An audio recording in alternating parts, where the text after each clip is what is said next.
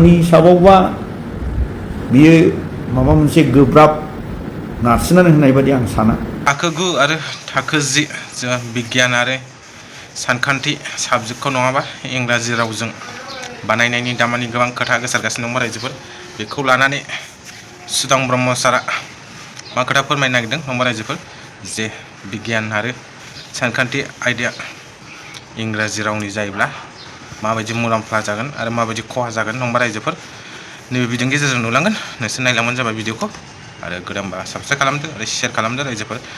भिडिअखौ नायलांदो आरो मोनसे कमेन्ट हरबानो जाबाय जायफोर स्टुडेन्ट नंबा थाखो 9 आरो थाखो 10 आरो जायफोर कलेजाव फरायनाय आरो जायफोर साननो गोनां पाब्लिकफोरा कमेन्ट हरबानो जाबाय बेफोरबायदिखौ इंराजि रावाव सोलायोब्ला माबायदि खहा जागोन आरो नैबे सुदाम ब्रह्म सार बुंनाया नंगौना नङा, नोंसोर मा सानो मोनसे मोजां कमेन्ट हरबानो जाबाय रायजोफोर।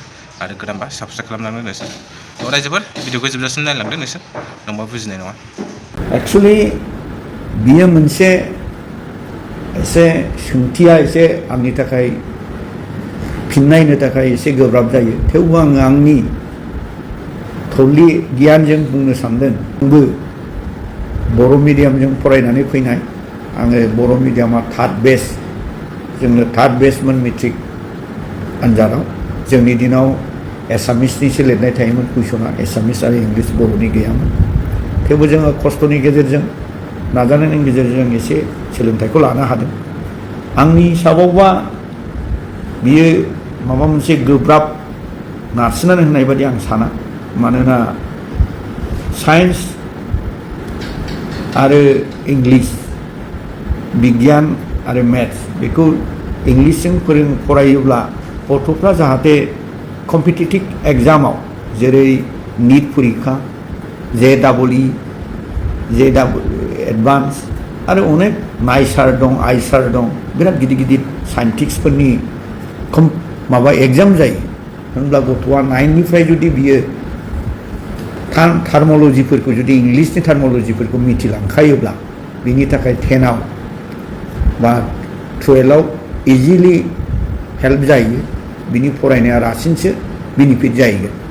आरो मानो होननानै बुङोबा आजिखालि जोंनि मानसिफ्रा सिन्था खालामगासिनो दं, बर'आथ' अलरेडि जोंनि CBSE स्कुलावबो कम्पालसारियानो, फ्राय जोंनि एरियायाव क्लास 1निफ्रायनो दा कम्पालसारि जाबाय। गभर्नमेन्टआ दासो सिगाङाव बुंनाय बायदि अलरेडि बर'आथ' कम्पालसारियानो, बर'खौ MIL हिसाबै लाबाय। बेनोखा नेमानो। जाय MILआव इन्टारेस्ट, बर'आव इन्टारेस्ट, बर' MIL लानानै फरायबाय। जाय साइन्स बर' फरायनो गोसो बे साइन्स लानानै फरायनो गोसो, बे मेथ्सआव बे इंलिस लायोबा बेनि थाखाय बेनिफिट जाहैगोन, गाज्रि जाया। आंनि हिसाबावबा माने बे साबसिन, जोंनि गथ'फ्रा कम्पिटिसनाव एसे साबसिन फिथाइ मोनगोन होननानै आं आसा खालामो आरो बियो सैथो। मानो होननानै बुङोब्ला आजिखालि नोङो जिखि कम्पिटिटिभ एग्जामानो जाया बियो फार्स्ट इंलिसनिसो कुइसन थाखायो। दा नोङो जेन'बा जोंनि आसाम एरियायाव बर' बा एसामिस थानो हागौ, खिन्थु नोङो दिल्ली, बम्बाइ माबाफोर नोङो जुदि आमेरिका बा आउट अफ इन्डियायाव जुदि इन्टारभिउ हैनो थाङोबा जोंनो इंलिसानो दरकार। आरो जोंनावथ' नोङो दा साख्रिया बेसेबां ओंखारो, जोंनि गथ'फ्रा जे जोंनि BTC एरियायाव साख्रि मोनगोन बेखौनो रावबो बुंनो हाया। आसाम गभर्नमेन्टनि आन्दारावनो साख्रि मोनगोन बेखौ रावबो बुंनो हाया। दा नोङो गथ' गथायखौ नोङो जुदि मोजां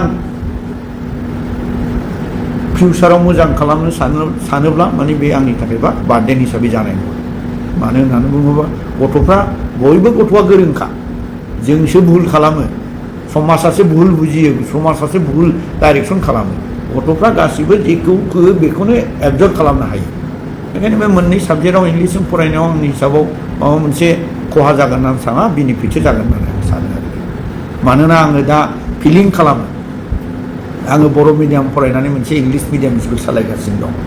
हय नंगौ, आं इंलिसखौ रोंगौ, खिन्थु आङो जेब्ला लेक्सार होयो होनब्ला आङो जेबादि एक्सप्रेस खालामनांगौ आं बेखौ बारा रोखोमै एक्सप्रेस खालामनो हाया। दा आङो ट्राइ खालामै दा आङो सोलोंगासिनो दङ आरो आं खालामना दा बुंनो हायो आरोखि, लेक्सारखौ मोजां रोखोमै होनो हायो। खिन्थु जोङो मिडियामा खुनु फेक्टर जानो मोना, फेक्टर जानो नाङा। नंगौ, बर' मिडियामजों फरायबाबो मानसि माबा जायो, गिदिर मानसि जायो, बेखौ आङो जाया होना। खिन्थु जोंहा बेनिफिटआ इंलिसाव एडभान्स जायोबा जोंहा बेनिफिटआ बारा जायो।